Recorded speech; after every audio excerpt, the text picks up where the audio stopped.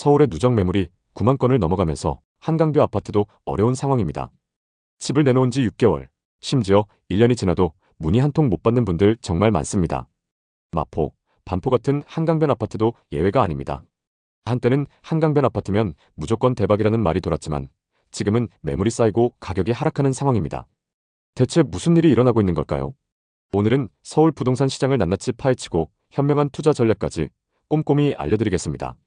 한강변 아파트, 한때는 부동산 시장의 불패라고 불렸죠. 특히 반포 아파트는 연일 최고가를 경신하며 화제가 됐습니다. 하지만 비싼 가격의 비밀은 단순히 한강뷰가 아닙니다. 주변 인프라, 그러니까 학군, 교통, 쇼핑몰, 병원 같은 생활 편의시설이 핵심입니다. 반포의 경우 강남권 최고의 학군과 고속터미널 상권, 편리한 교통이 가격을 떠받치고 있죠.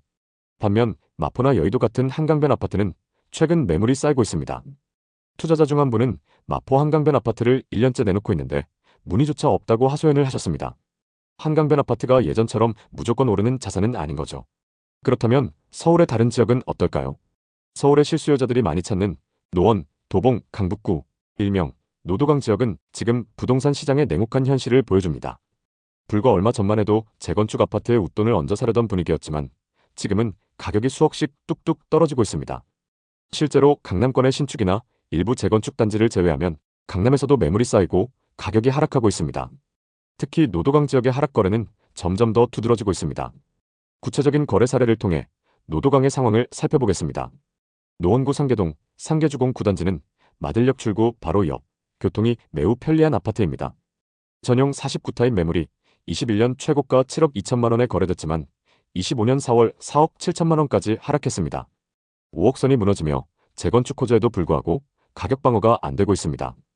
이 단지는 오래된 아파트라 주차 문제가 심각한데 37년 전 설계 당시 자동차 보유 가구가 적었기 때문이죠.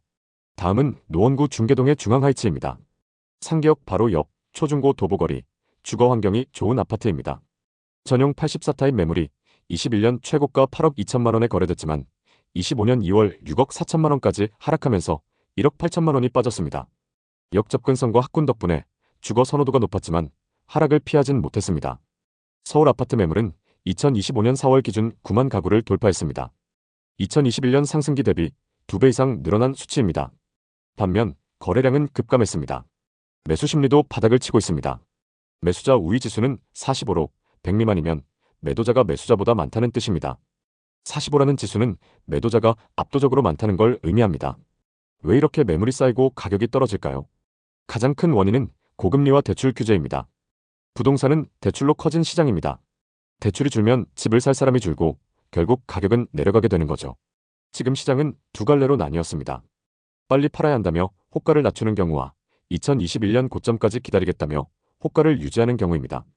문제는 매물이 쌓이고 거래가 멈춘 상황이 길어지면 강남과 마용성 같은 고가 아파트도 하락세를 피할 수 없다는 점입니다. 집값은 매수자 경쟁으로 오르는 법인데 경쟁자가 없으면 가격은 내려갈 수밖에 없습니다. 강남권은 여전히 높은 호가를 유지하지만 거래는 거의 없습니다. 강남 아파트가 비싼 이유는 한강뷰, 그리고 주변 인프라와 브랜드 파워입니다. 하지만 노도강 같은 저가 지역부터 가격이 하락하면 결국 강남도 영향을 받습니다. 부동산 시장은 연결고리로 움직이기 때문인데요. 예를 들어 노원에서 아파트를 판 돈으로 강남의 저가 아파트를 사려던 수요가 줄면 강남 저가 단지의 가격이 먼저 흔들립니다. 그러면 고가 단지로의 연쇄 효과가 나타나겠죠. 강남 불패라는 믿음이 있지만 시장 전체가 흔들리면 혼자 버틸 수는 없습니다. 또 다른 하락 사례를 보겠습니다. 도봉구 방학동에 위치한 신동아 1단지입니다. 도봉구 최대 재건축 단지로 3,169가구입니다.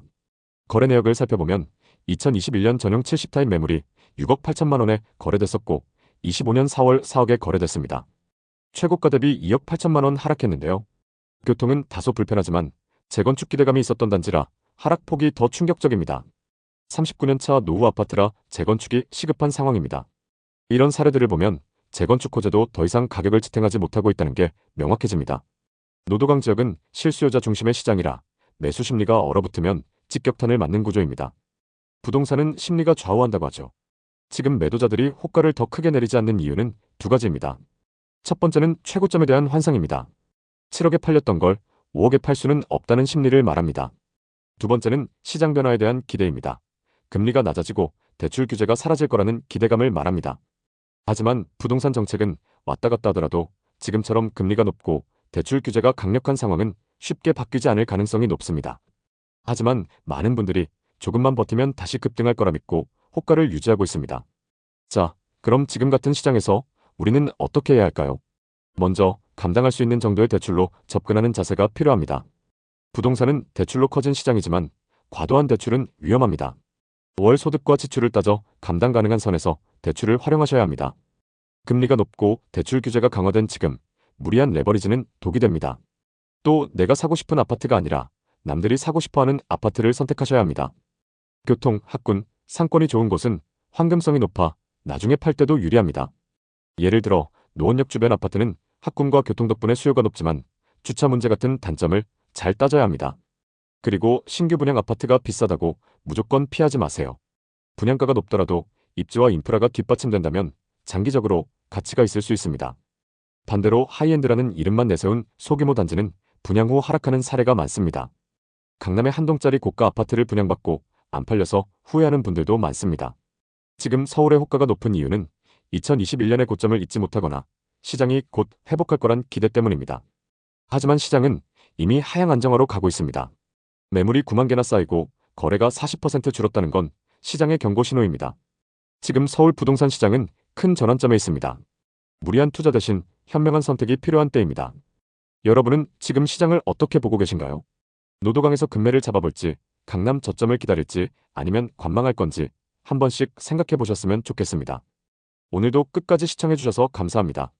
모두 부자 되시는 그날까지 좋은 정보 전달드리겠습니다. 오늘 영상이 도움되셨다면 구독, 좋아요 부탁드립니다. 감사합니다.